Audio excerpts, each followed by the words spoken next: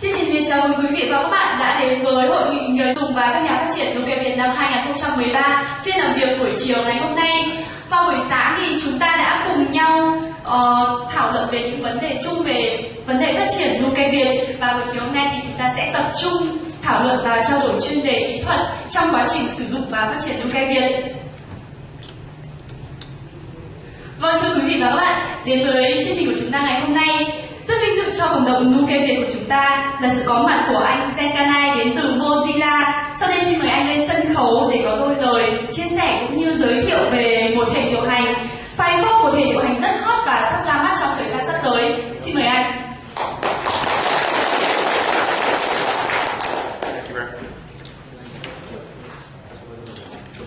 Thank you very much.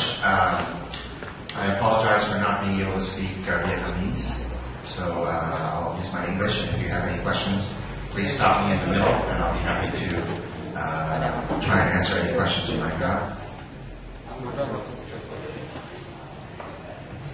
Vâng, xin chào các bạn. Đây là anh Kanai đến từ Mozilla. Mình là Dương. Hiện tại hôm nay thì cũng đến đây với tư cách là đại diện của Mozilla. Mình xin phép có một bài chào các bạn. Em Kanai xin lỗi vì không thể nói tiếng Việt, cho nên nếu các bạn có vấn đề, có câu hỏi thì các bạn có thể cắt lời và hỏi trực tiếp anh Ken. Còn bây giờ mình sẽ làm phiên dịch trực tiếp cho anh Ken. Since I know you are here for an open source CMS project, I know you're probably very familiar with FireFox on desktop. You're probably familiar that we have FireFox for Android as well. My presentation today is going to talk a little bit about FireFox OS. It's a new operating system that we are launching this year on mobile phones. Vì tất cả các bạn đến đây để tham dự hội thảo về nguồn mở, một cái CMS nguồn mở, thì chắc chắn là các bạn cũng đều biết đến FireFox và sản phẩm FireFox trên desktop, và chắc chắn là các bạn có thể rất nhiều bạn đã biết về FireFox ở trên mobile. Thì hôm nay anh đến đây để nói về một hệ điều hành tên là FireFox OS sẽ ra đời vào trong năm nay. Why is this important to developers and users of a CMS project? Well, I think it's because if your website, which is run by this CMS, you will have to start thinking in the future about mobile users on Android, mobile users on other OSs, and in the future, mobile users on FireFox OS. Tại sao điều này lại quan trọng với các bạn với tư cách là một trong những người phát triển một CMS nguồn mở? Vì là khi chúng ta phát triển một CMS thì qua thời gian chúng ta sẽ nghĩ đến người dùng, đặc biệt là những người dùng mobile, những người dùng các thiết bị di động. Và hôm nay tôi đến đây để nói về điều đó, nói về cái phần quan trọng của FireFox OS với những nhà phát triển CMS, đặc biệt là với NukeViet. So that many of you probably remember the bad old days with IE6. Chắc hẳn là rất nhiều bạn cũng nhớ những thời thảm thương đối với khi chúng ta dùng Internet Explorer bản 6. Today we have a very different situation with a lot of competition in the browser space. Browsers are now more important than ever on the desktop, on mobile, etc. So there's a lot of competition. Trong thời điểm hiện nay thì khác rất nhiều so với trước kia. Thì như các bạn đã thấy là chúng ta có rất nhiều các cái sự cạnh tranh liên quan đến trình duyệt. Trình duyệt thì ngày càng trở nên quan trọng hơn trên desktop, trên các thiết bị di động và trên các nền tảng khác. So even for you, as probably most of you are using FOSS software, but many of the users of your website might be using IE or might be using iPhone. So I think there's a lot of challenges for web development today. Với tư cách là người sử dụng thì hầu hết chúng ta đều dùng các cái trình duyệt, chúng ta đều dùng các công cụ nguồn mở. Thế nhưng mà khi chúng ta nói đến cái cạnh là website thì có rất nhiều người dùng website dùng các trình duyệt đóng, chẳng hạn như là Internet Explorer, chẳng hạn chúng ta dùng trên iPhone, và điều đó thì tạo nên những cái thách thức rất là lớn với nhà phát triển web. If you haven't tried FireFox for Android, I highly recommend it. It's much faster than the stock Android browser. I don't know that we have a Vietnamese version yet, but I think we're working on it. Không biết là các bạn đã thử phiên bản FireFox trên Android chưa? Nhưng nếu các bạn chưa thử thì tôi rất là mong các bạn dùng thử. Về FireFox trên Android thì chạy nhanh hơn cái trình duyệt mặc định ở trên Android rất là nhiều. Thế và đang có một vài cái cố gắng để có một bản Việt hóa và bản địa hóa Firefox cho Android. One of the benefits of using Firefox on Android is you can use the functionality called Firefox Sync, and you can then sync your desktop Firefox or your laptop Firefox with your Android Firefox. So you can have the same tabs open, the passwords, bookmarks, all of that information can be synced from your desktop to your Android phone for free, encrypted over the Mozilla network. Một trong những cái tính năng rất quan trọng của Firefox cho Android đấy là tính năng Firefox Sync. Thì với tính năng này các bạn có thể đồng bộ hóa tất cả các dữ liệu của các bạn trên thiết bị di động, trên desktop, trên laptop. Các bạn có thể có một tập hợp các tab chung.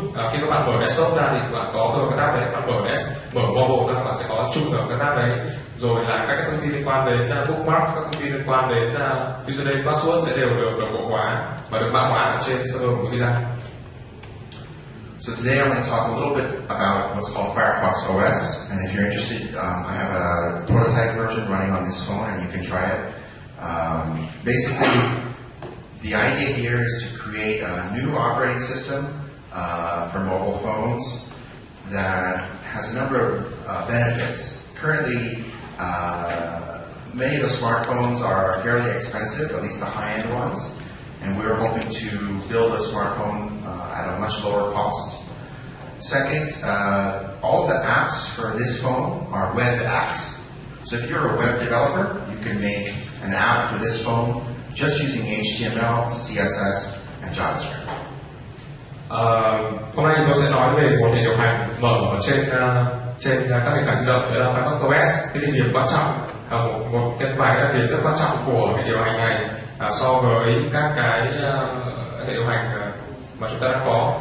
Thì tôi có một cái bản prototype chạy FireFox OS thì đây, nếu mà các bạn cần thì các bạn có thể xem là hoạt động như thế nào. Thì có hai điểm quan trọng và tất khác biệt giữa FireFox OS và các hệ điều hiện tại. Điểm thứ nhất đấy là các cái ứng dụng chạy trên FireFox OS đều là web apps, thì đồng nghĩa với việc là các bạn chỉ cần dùng các kiến thức liên quan đến HTML, CSS và JavaScript là các bạn có thể lập trình được ứng dụng cho FireFox OS. Và cái điểm thứ hai ấy là hầu hết tất cả chúng ta bây giờ khi sử dụng smartphone thì thông thường là những điện thoại mà có cấu hình rất là cao và có giá rất là đắt, thì FireFox OS hướng đến những thiết bị thuộc loại trung bình, thuộc hệ yếu và vẫn tạo được cái trải nghiệm tốt như là khi chúng ta dùng các loại smartphone đắt tiền. So this project started a few years ago and started as a concept. The project name was called Boot to Gecko.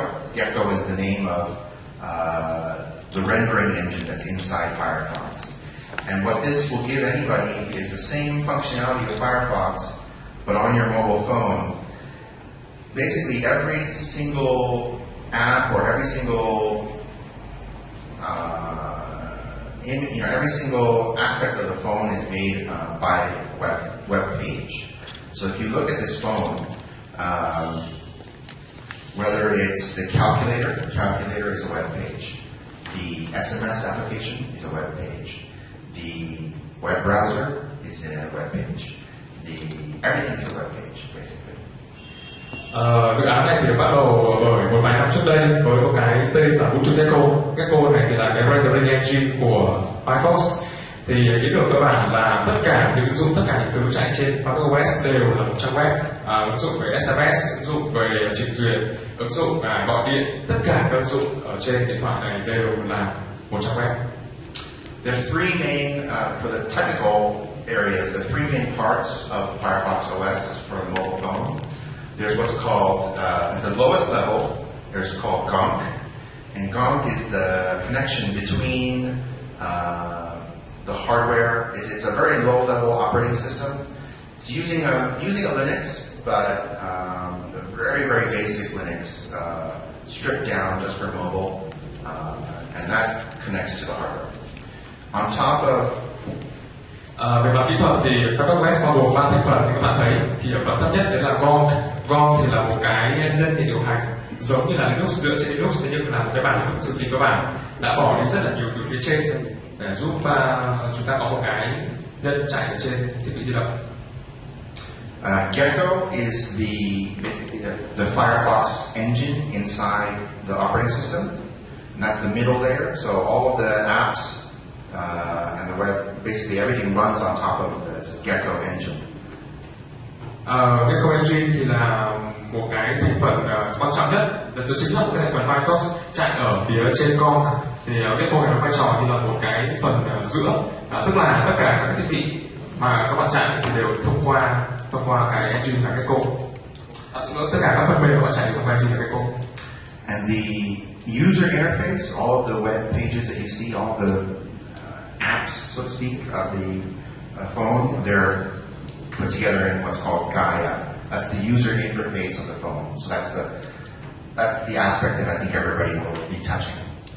Và cuối cùng là Gaia. Gaia là cái giao diện người sử dụng, và tất cả những cái thành phần, tất cả những cái ứng dụng thì đều được tập hợp lại thành cái giao diện giống như là giao diện khi mà tại chạy ở trên một hệ điều hành Android là iOS bây giờ, thì tất cả những cái đấy là những cái mà người dùng tương tác trực tiếp, gọi là Gaia chạy ở trên cùng.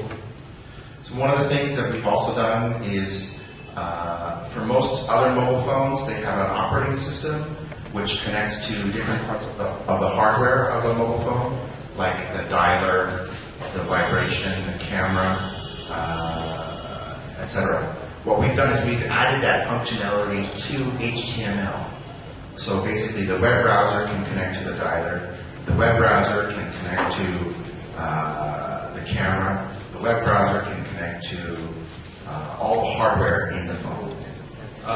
Một hệ điều hành chạy trên các thiết bị di động, chạy trên đoạn di động thì bao gồm các thành phần giúp chúng ta tương tác được với các thiết bị vật cứng, chẳng hạn như là các cái chức năng giúp chúng ta gọi điện thoại, hoặc là gửi nhắn SMS, hoặc là camera.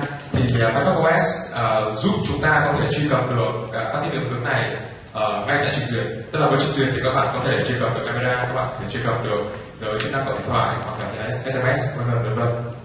So that means that you, as an application developer, you can make a web application that can then send an SMS, or take a photo, or dial a phone number. So it's kind of a different world if you think about it. You don't need to know Java to make these apps. Các bạn với cái góc nhìn như thế này thì các bạn sẽ thấy là khi chúng ta lập trình ứng dụng cho cái nền tảng này thì cái bản chất chúng ta lập trình web, và cái trong web này của chúng ta có thể chụp ảnh, trong web này chúng ta có thể gọi điện, trong web này chúng ta có thể gửi tin nhắn, vân vân.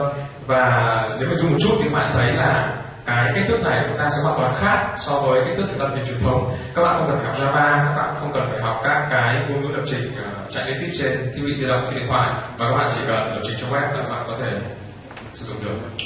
So I'll send this around. You guys can touch it and play around with it.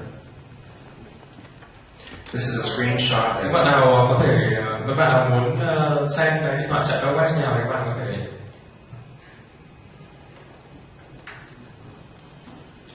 These are just some early screenshots. Many things have changed actually since this time. And since every aspect of the phone is a web page, you can go then view source and change it if you don't like it. Đây là một vài cái screenshots ban đầu, và khi chúng ta thấy ban đầu những cái này thì chắc chắn là sẽ thay đổi theo thời gian. Thế và tất cả những thành phần các bạn thấy trên màn hình như thế này đều là một trang web. Điều đấy nghĩa việc là các bạn có thể xem được mã nguồn, các bạn có thể thay đổi cái thành phần này theo ý các bạn muốn nếu như các bạn thích. So as you can see here, here's just an example of how you can actually view the source of the mobile phone in the mobile phone, which I think no other phone can do.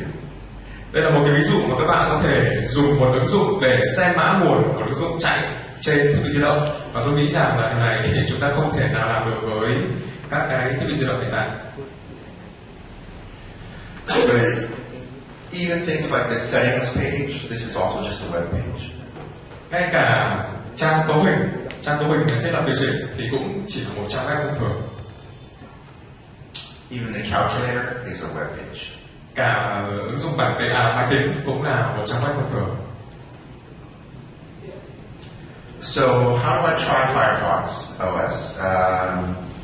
Right now, you can run it on your desktop. If you download FireFox nightly, you can run the interface, the web interface on your desktop or your laptop. Vậy thì làm thế nào các bạn có thể thử dùng được hệ điều hành này ngay bây giờ? Thì một cách là các bạn có thể download bản FireFox ID và các bạn có thể chạy cái interface này trên bản FireFox ID thì sẽ cho chúng ta một trải nghiệm giống hệt như là khi chúng ta chạy FireFox OS trên bất kỳ một thiết bị di động này. We also have two desktop simulators which you can download from our servers, one version for Mac and one version for Linux. Các bạn có thể sử dụng một cái giả lập chạy trên desktop thông thường, và chúng ta có hai bản, một là chạy cho macOS X và bản chạy cho Linux. Các bạn có thể download về và chạy thì các bạn sẽ có một sản phẩm FireFox OS trên máy của mình. And then there was a recent announcement that we will be one of our partners is selling a developer phone next month. It's a small company in Spain, and they will have about 10,000 phones to sell. And I think that website is geeksphone.com. Let me see if I can find that. Có một thông tin gần đây, đấy là chúng ta có thể sử dụng một cái điện thoại chạy FireFox OS thì xuất phát từ một công ty từ Tây Ban Nha. Sản phẩm điện thoại này thì sẽ ra đời vào tháng sau. Thì công ty này tung ra 10.000 chiếc điện thoại tên là Geekphones chạy FireFox OS.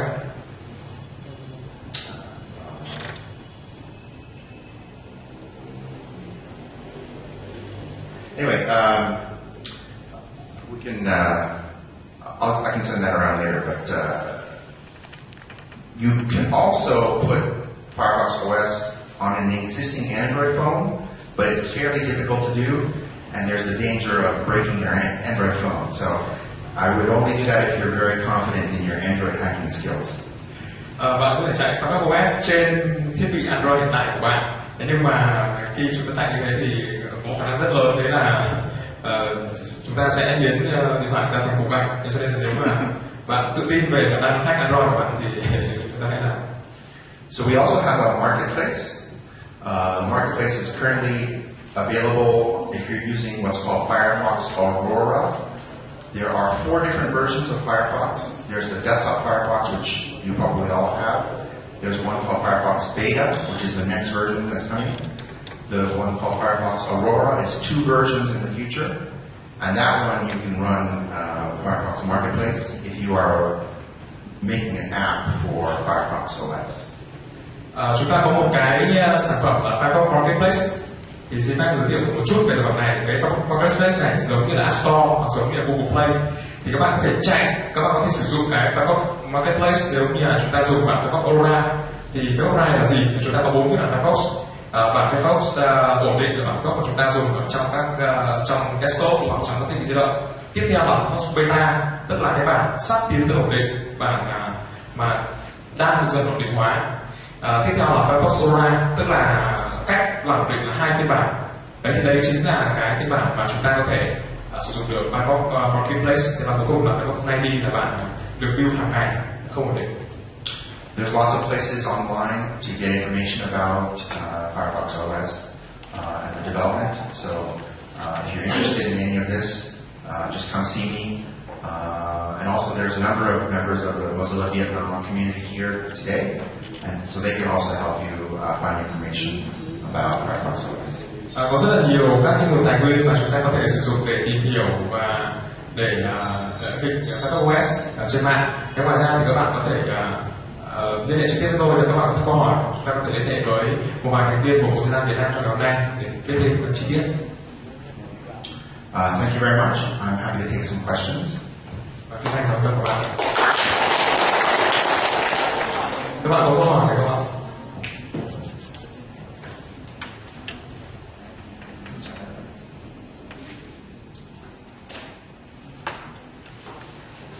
Chúng ta có câu hỏi trái kia không các bạn? Sáng giờ mình không biết bản bình thường mình có thể sử dụng cái hệ điều hành này, mình mua cái điện thoại mới cài điều hành này, hay là mình cài từ bên trên dưới máy điện thoại ra.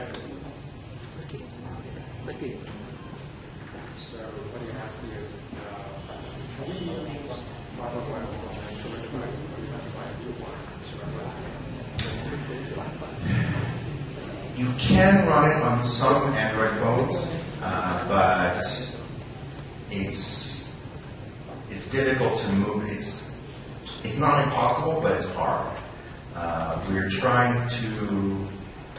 We think that Firefox OS phones, when they launch, we're hoping that they will cost about $100 US. I can't promise that because that's not our decision, but we're hoping to lower the cost of smartphones. Về bản chất thì bạn có thể chạy FireFox OS trên bất kỳ một cái điện thoại Android nào. Thế nhưng mà với những điện thoại mà không hỗ trợ thì tương đối khó để có thể chạy được FireFox OS. Thế và khi mà cái FireFox OS này được xuất bản, được ra mắt thì một cái thiết bị chạy FireFox OS sẽ rơi vào tầm khoảng 100 đô. Thì anh em không thể hứa chắc được là sẽ rơi vào tầm khoảng 100 đô, bởi vì đây không phải là cái quyết định ở Mozilla mà sẽ có quyết định của hãng điện thoại. Thế nhưng mà cái tầm dao động thì sẽ trong khoảng 100 đô.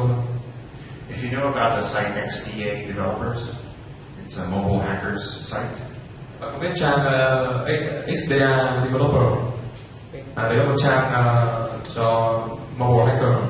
They have a lot of different discussions about hacking Firefox OS onto Android devices. Họ có rất là nhiều các thảo luận về việc là hack Android, các thiết bị Android hiện tại để có thể chạy được các OS.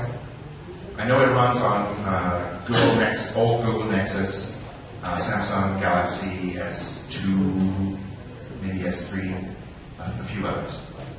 Tôi biết một vài người đã thành công trong việc là chạy FireFox OS trên Google Nexus hoặc là trên Samsung Galaxy S2 hoặc S3.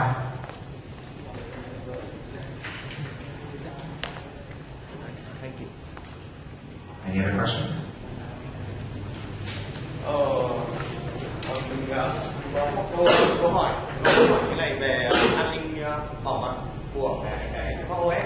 Là bởi vì như mọi người thấy thì là FireFox OS là xem mã nguồn rất dễ đúng không? Thì cái mã nguồn đấy nó liệu có dễ bị tiêm nhiễm các cái mã độc vào, rồi là dễ bị hack không? Tại vì cái ngôn ngữ lập trình ứng dụng cho cái này nó là ngôn ngữ khá là thấp và khá là đơn giản. Và chúng ta thấy là web thì rất dễ bị tiêm nhiễm mã độc rồi, thì cái này liệu nó dễ bị hack không, và cái Mozilla tính toán nó như thế nào? Thank you.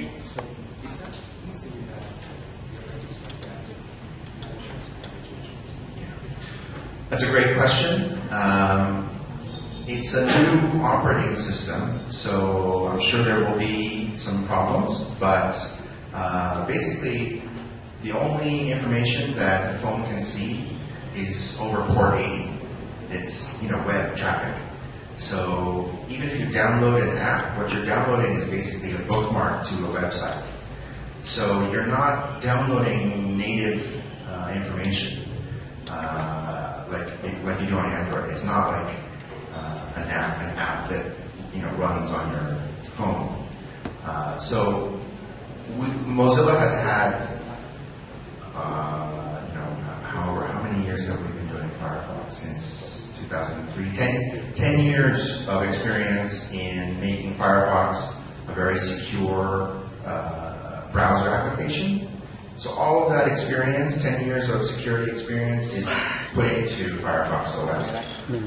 So I think if you trust Mozilla Firefox, I think most of the same security thinking and philosophy is also put into Firefox OS.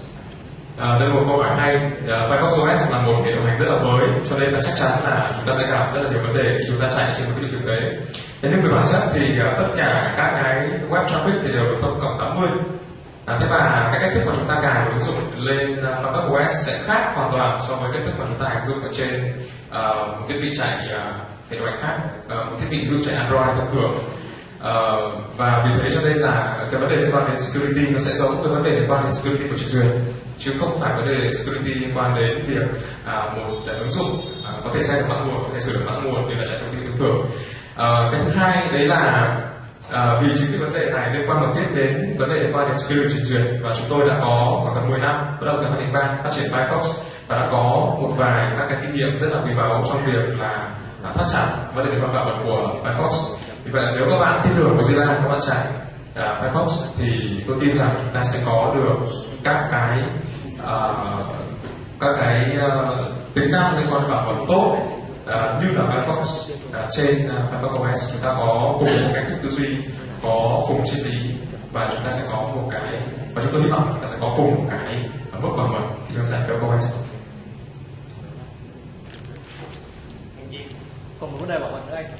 Đấy là bọn That's another problem about security. ZTE provider and iWay,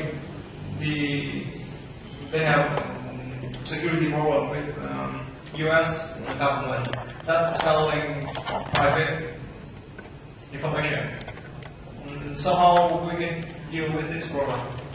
Yeah, so he's asking about the U.S. government. U.S. government does not, I think this is for phones that are sold in the U.S. So the question is about ZTE, which is the manufacturer of the phone. The phone is going to be made. The two manufacturers that have announced their production is two Chinese firms, one called ZTE and one called TCL. And the U.S. government right now is basically very concerned about security from Chinese hardware manufacturers. I think it is a concern, but we don't believe that these companies are taking the user data, or else we wouldn't be working with them. So I think the U.S. government has many different reasons to be making these claims about these companies. But if you're concerned about ZTE, then we have another manufacturer called TCL, and you can consider a phone from that company instead. And the developer phones that are coming out next month are from a Spanish company called Phone. So if you can get one of those, then you should have no concern. Câu hỏi của Tuấn là về vấn đề bảo mật của Hoa Vĩ của Huawei gần đây. Thì các bạn nghe tin các bạn thấy là chính phủ Mỹ thì có một vài cái thông tin liên quan đến việc là Hoa Vĩ gọi là lấy thông tin của người dùng, sau đó bán thông tin này đi cho một cái đơn vị nào đấy khác, hoặc là sử dụng thông tin đấy. Thì câu trả lời của anh Ken trong vấn đề bảo mật này đấy là hiện tại thì chúng ta có hai cái công ty mà gọi là hợp tác với Mozilla để phát triển thiết bị di động và chạy FireFox OS, đấy là ZTE, ZTE và TCL. Thì các vấn đề liên quan đến bảo mật, các vấn đề liên quan đến thông tin báo chí mà chúng ta làm gần đây, thì thực ra là chính phủ Mỹ có rất nhiều lý do khi họ đưa ra thông tin như vậy. Thế và nếu như mà thực sự có vấn đề liên quan đến bảo mật, có vấn đề liên quan đến tiết lộ thông tin cá nhân, thì Mozilla chắc chắn là sẽ phải làm việc rất nghiêm túc với các hãng điện thoại này. Cho nên đến thời điểm này thì các bạn có thể yên tâm là nếu mà ZTE không thực hiện tốt chính sách bảo mật thì chúng tôi có TCL, và đặc biệt là cái hãng mà sắp phát hành FireFox OS vào tháng tới là một hãng của Tây Ban Nha. Hãng này có tên là Clip. Thì về các bạn chúng ta có một vài lựa chọn, nhưng mà các bạn phải yên tâm thì chúng ta có thể chọn một cái lựa chọn khác. Nhưng mà hình hiện tại của vấn đề bảo mật, vấn đề về riêng tư của FireFox OS như vậy. Does ZTE sell phones here in Vietnam?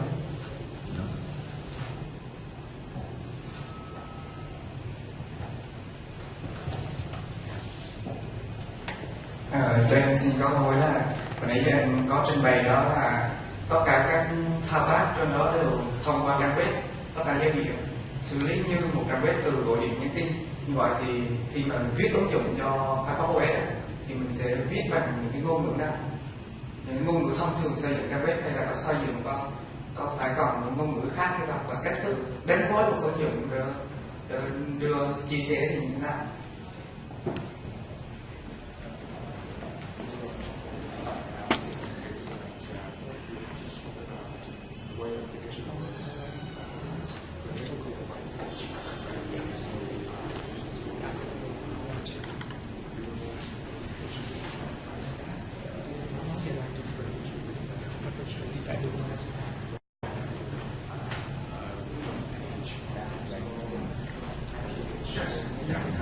So there's a lot of information about how to make apps for FireFox OS. The technologies are the same, HTML, JavaScript, CSS, but there's many techniques that you would need to change if you want to make an app that can run, let's say, even without a network.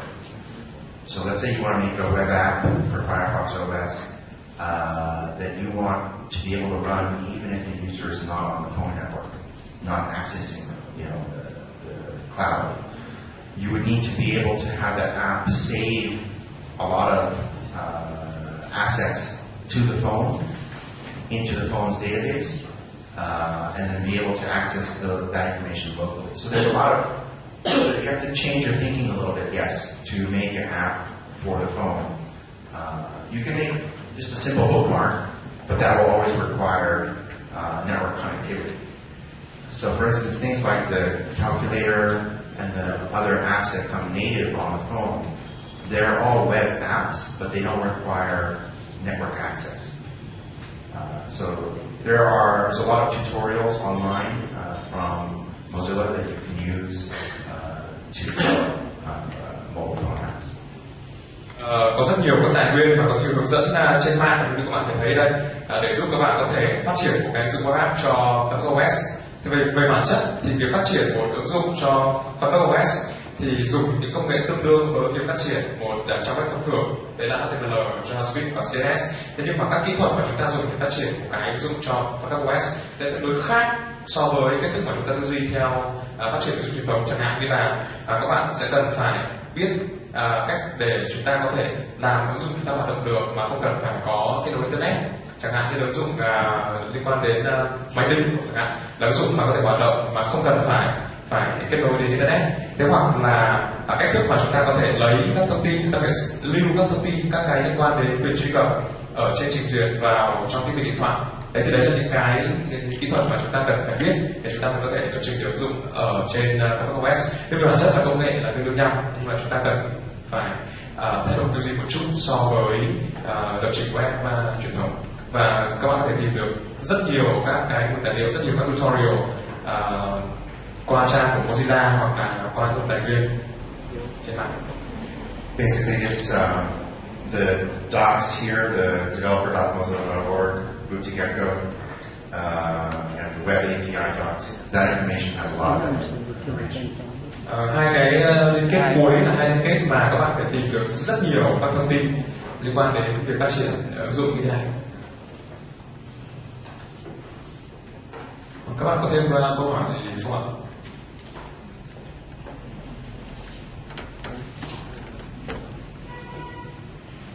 All right, thank you very much for your attention.